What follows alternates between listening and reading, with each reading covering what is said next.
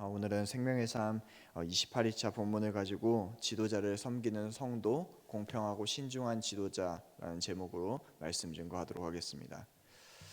교회에서는 가정과 교회를 굉장히 강조합니다. 왜냐하면 성경에서 교회와 가정의 관계가 불가분의 관계로 등장을 하고 있기 때문입니다. 그러니까 이 말은 건강한 가정들이 모여서 건강한 교회를 이루고 또한 건강한 교회가 이루어질 때 건강한 가정이 이루어진다라고 하는 분명한 성경적인 근거가 있기 때문입니다.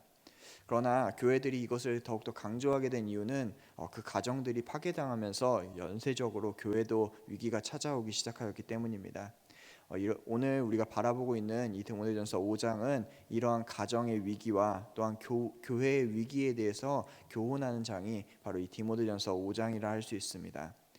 오늘 우리가 보고 있는 이 디모데전서의 후반 부분은 첫 번째로 장로에 관해서 이야기를 하고 있습니다.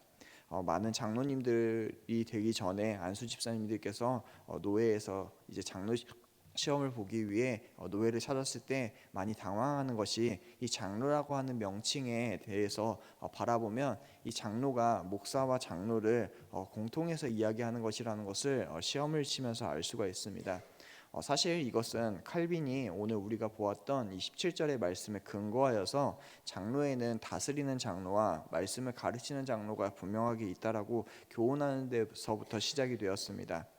이를 그래서 현대 교회에서는 장로와 목사로 나누어서 이야기를 하고 있지만 성경에서는 이 장로와 목사를 공통해서 장로라고 표현하고 있는 겁니다.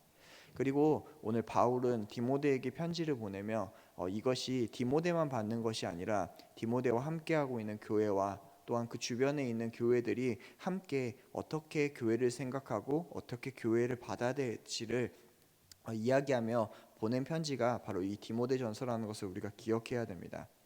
바울은 디모데전서를 기록하면서 그들에게 장로들이 배로 존경할 자라고 분명하게 이야기를 하고 있습니다.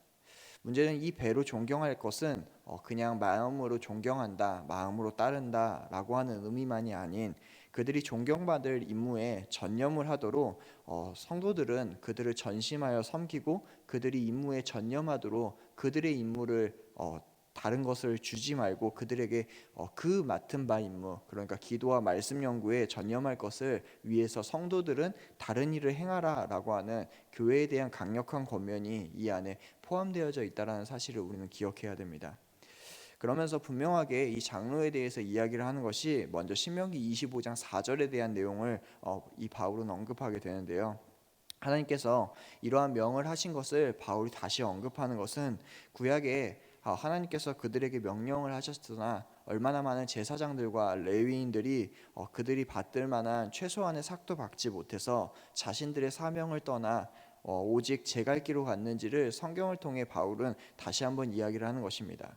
그래서 너희가 말로만 그들을 존경한다라고 이야기하지 말고 정말 이 장로들이 그들의 사명과 임무에 충실하게 할 수 있도록, 그러니까 그들이 임무에 전념을 하게 만들 수 있도록 너희가 그것을 지키라고 구약의 말씀을 통해서 그들이 구약의 말씀을 기억하고 또한 그 동시에 그 삭을 받는 것이 마땅하다라고 이야기를 하면서 건강한 교회의 책임에 대해서 분명하게 언급하고 넘어가는 것입니다. 그러나 바울은 그 책임에 관해서 오직 그것을 성도들에게만 책임을 전가하지 않았습니다. 오히려 바울은 이 편지를 받고 있는 디모데와 장로들에게 더 큰 책임을 지우면서 그 책임을 다하라고 이야기를 하고 있는 겁니다. 그 증거가 바로 19절의 말씀입니다. 사실 19절의 말씀을 우리가 살펴보게 되면 이것은 장로들을 옹호하는 내용의 말인 것 같습니다. 그런데 사실상 그 내용을 바라보면 그렇지 않다라는 것을 우리는 알 수 있습니다. 바울은 분명하게 장로에 대해서 장로들이 심판받는 것이 그냥 혼자 심판받는 것이 아니라 분명한 두세 명의 증인이 있을 것을 분명하게 요구하고 있습니다. 이것은 장로가 말씀과 가르침을 분명하게 교회에 선포하고 있기 때문인데요. 이단들이 들어와서 그 말씀과 가르침을 훼손할 수도 있기 때문에 오늘 하나님의 말씀이 훼손되지 않게 하기 위해서, 그러니까 장로들을 치리할 때에는 굉장한 신중함과 또한 굉장한 결단을 가지고 치리할 것을 분명하게 이야기를 하고 있고, 반대로 장로가 분명하게 범죄하였을 때는 그것을 오히려 교회 앞에서 공개적으로 징계하라고 이야기하는 것이 바로 바울이 디모데에게 분명하게 이야기하고 있는 바입니다. 사실 우리가 성경을 잘 살펴보게 되면 일반 성도들이 범죄하였을 때에는 주님께서 그것을 은밀하게 처리하라고 이야기를 하셨습니다. 그러니까 먼저 성도들에 대해서 권면하고, 그것을 듣지 않을 때엔 교회에서 장로들이 찾아가고, 그리고 장로들이 찾아갔을 때에도 듣지 않으면 온 교회가 그들을 권면하라고 이야기를 하면서 그들의 범죄를 최대한 교회들이 가려주고 그들이 하나님의 말씀 앞으로 나아올 수 있게 도와줬다면, 오늘 반대로 지도자의 범죄는 처음부터 그 범죄가 엄청나게 가중됨을 분명하게 이야기하면서 이 모든 것에 확실한 징계가 있어야 되고, 또한 공개적인 징계가 있어야 됨을 분명하게 이야기를 하고 있습니다. 왜 그렇게 됩니까? 오늘 그들의 받는 죄가 그들이 그냥 죄로만 끝나는 것이 아니라 이 죄가 가정에, 그리고 또한 교회에 분명하게 파급력을 미친다라는 것을 분명하게 알고 있기 때문입니다. 그렇기 때문에 하나님의 말씀을 붙든 자들로서 그들이 범죄하였을 때에는 그들이 그것을 분명하게 회개할 때까지 그 모든 교회에 그 사실을 알리고 공개적인 징계를 교회에 요청함으로써 그 장로들이 맡은 바의 책임이 얼마나 막중하고 얼마나 큰지를 분명하게 알라라고 온 교회에 이것을 이야기한 것입니다. 그리고 또한 그 책임은 언제나 하나님 앞에 있기 때문에 사람 앞에서 말하는 것이 아니라 하나님 앞에 있다라는 것을 알고 분명하게 하나님 앞에 서라는 것을 바울은 오늘 분명하게 교회들에게 권면하고 있는 것이죠. 그렇기 때문에 오늘 사역자들이, 또한 장로들이 대표적으로 조건 없이 사역을 하는 것에 있어서 가장 두려워해야 되는 것은 성도들이 아닌 하나님이라는 것을 성경은 우리에게 분명하게 이야기해주고 있습니다. 그렇기 때문에 장로들은 분명하게 하나님 앞에 바로 선 사람이 되어야 되는 것입니다. 그리고 또한 그 장로들이 하나님 앞에서 무슨 임무를 할 때에도 하나님의 집 앞에 있는 모든 일에 아무 편견 없이 일을 하라는 것도 오늘 바울이 분명하게 권면하는 바이죠. 여기에서 중요한 것이 바로 아무 일도 편견 없이 일을 하라는 겁니다. 그러니까 교회에는 큰 일도 없고 작은 일도 없다라는 것입니다. 교회에서 가장 중요한 위원회를 맡았기 때문에 중요한 사람이 되는 것이 아니고, 교회에서 가장 보이지 않는 곳에서 일하고 있기 때문에 가장 천한 일을 맡은 것이 아니라, 오늘 하나님의 집 앞에 있는 모든 일을 맡고 있기 때문에 그 모든 일을 아무 일에도 편견 없이 하나님 앞에서 일하듯이 봉사하는 것이 바로 장로의 직무라는 것을 분명하게 우리에게 이야기하는 것이죠. 그래서 바울은 이것을 분명하게 이야기한 이후에 교회에게 이렇게 권면하는 것입니다. 너희들은 그 장로를 세울 때 경솔하게 안수하지 말라라고 이야기를 하는 것이죠. 사실 한국 교회가 가장 위기가 찾아온 것은 안수를 받은 사람들이 굉장히 늘어났기 때문입니다. 특히나 신학교에서 안수를 받은 것보다 우리가 알지 못하는 곳에서 이름 없이 자신들이 장로라고 나오는 사람들이 너무나 많아지면서 정말 아무나 장로가 될 수 있고 아무나 목사가 될 수 있는 시대를 우리는 지금 맞이하고 있습니다. 그런데 성경은 우리에게 분명하게 교회를 향하여서 너희는 경솔하게 아무에게나 안수하지 말라라고 이야기하고 있다는 것이죠. 이것은 첫째로 검증되지 않은 사람에게 안수하지 말라라고 이야기하는 것입니다. 그러니까 교회가 그 사람이 분명하게 장로로 설 수 있는지, 그러니까 장로와 목사로 설 수 있는지를 판단하고 그들에게 안수를 주라라고 교회에게 이야기하는 것이며, 또한 그 뒤에 말씀은 이 경솔하게 안수하지 말라는 이야기를 확장시켜서 우리에게 이야기하고 있습니다. 그것이 무엇이냐면 바로 권징에 대한 이야기입니다. 그러니까 장로와 목사가 되는 자들은, 그러니까 모든 장로들은 권징에 대해서 담대한 자들만을 이 안수를 하여서 세우라고 분명하게 바울은 이야기하고 있는 것이죠. 그러니까 하나님 앞에서 바르고 담대하게 징계하지 못할 자를 목사로서, 장로로서 세우면 안 된다라고 하는 것이 오늘 바울이 주는 교훈입니다. 그리고 왜 이렇게 해야 되냐라고 이야기할 때 바울은 장로가 만약에 다른 사람의 죄에 같이 휩쓸리게 되면 그 교회가 무너지고 그 교회가 무너질 수 있기 때문에 다른 사람의 죄에 휩쓸리지 않도록, 그러니까 정결하고 하나님의 말씀만 듣고 하나님 앞으로 나아갈 수 있는 자들을 오늘 교회는 장로로서 세워야 된다라고 하는 분명한 철칙을 우리에게 이야기해주고 있습니다.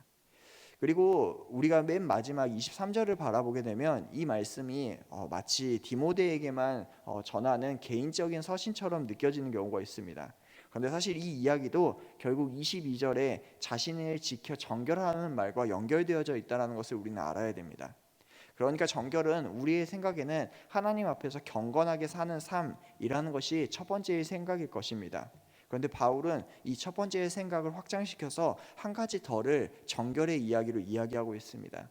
정결은 하나님 앞에서 사는 것이며, 둘째로 하나님이 주신 건강도 지키고 잘 먹고 건강한 정신과 그 건강한 육신을 유지하는 것도 정결이라는 사실을 디모데에게 분명하게 이야기하고 있다는 것이죠.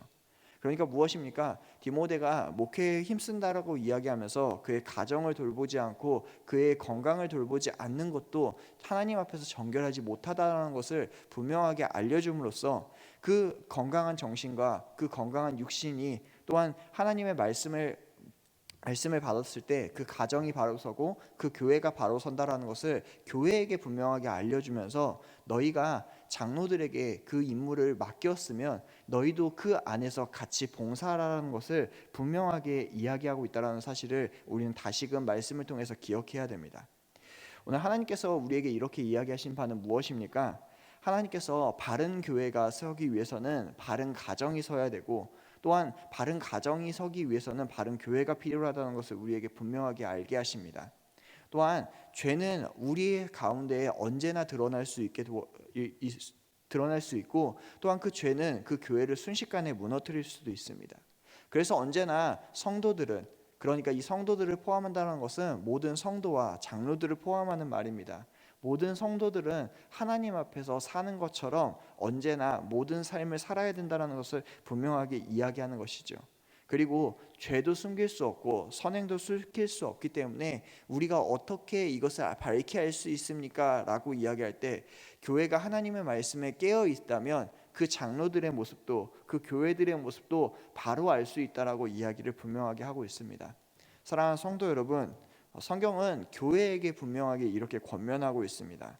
그래서 우리는 반드시 말씀을 상고해야 됩니다.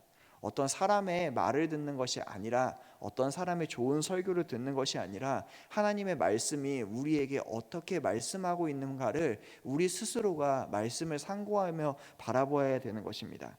그리고 또한 나는 이렇게 살고 있으니 괜찮다라고 끝나는 것이 아니라, 그것이 우리 가정 안에 퍼지고 또한 우리 교회 안에 퍼져서 정말 우리 교회가, 우리 장로들이 분명하게 그 임무를 충실하게 하도록 우리 성도들은 교회를 또한 분명하게 섬겨야 되는 것을 우리는 기억해야 됩니다. 사랑하는 성도 여러분, 우리는 어떻게 교회를 섬기고 계십니까?